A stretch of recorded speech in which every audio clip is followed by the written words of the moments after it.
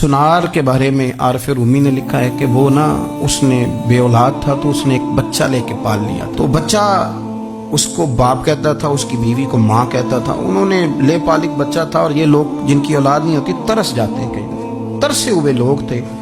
बच्चे को ले लिया, पाला। वो बच्चे ने भी हद कर दी फर्मा बरदारी। अब वो जवान हो गया, बड़ा खूबसूरत जवान हुआ। वो सुनार कहता है कि सारी जिंदगी मैंने सफाई में, नेकी में गुजार दी। एक दिन दुकान के पे एक औरत आई तो वो कहने लगी ये चूड़ियां मुझे खुद से आप पहना दें।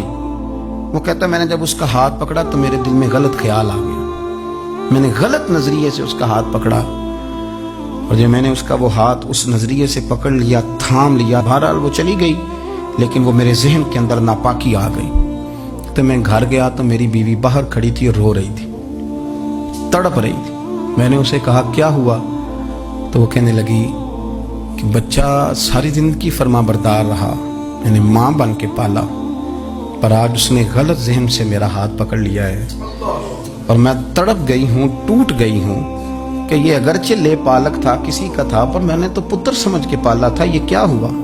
वो कहता मेरी चीख निकल गई। तो मैंने उसे कहा कि ये उसकी गलती नहीं, ये मेरी गलती है। मैंने बाहर आज नजर गंदी की है तो रब ने मुझे सजा दी, ये मुझे सजा मिली है। तो किसी की बहन को फूल भेजना चाहता है तो अगर उसी रात तेरी बहन को फूल आ गया तो किसी की बेटी पर गंदी नजर डालता है तो अगर ये तेरे घर में ये कर्ज चुकाना पड़ा। वो एक दोस्त है तो वो पसंद की शादी कर रहा था उसके घर में, तो उसकी बहन ने कहा है उससे, उसकी बहन ने कहा, उसने कहा भाई तू मर्जी की शादी कर रहा है, मेरा अब्बा अपनी पगड़ी तेरे पैरों में रखता है, माँ दुपट्टा रखती है कि बेटे हम तबाह हो जाएंगे, ना कर। और आज अगर तेरा ये हाल है तो फिर मुझे भी इजाजत दे, मैं भी मर्जी की शादी करूँ। वो कांप गया बुरी तरह से। वो कहता है ये तू क्या कह रही है? उसने कहा तू तेरे लिए अगर ये जायज है तो मेरे लिए कैसे मना हो गया? तो ये कोई मुहज्जब कौमें नहीं जो ऐसे करती हैं, ये कोई तालीम याफ्ता होने की या गोरा चिट्टा होने की अलामत है। क्या आप किसी को फूल भेजेंगे? शर्म नहीं आती?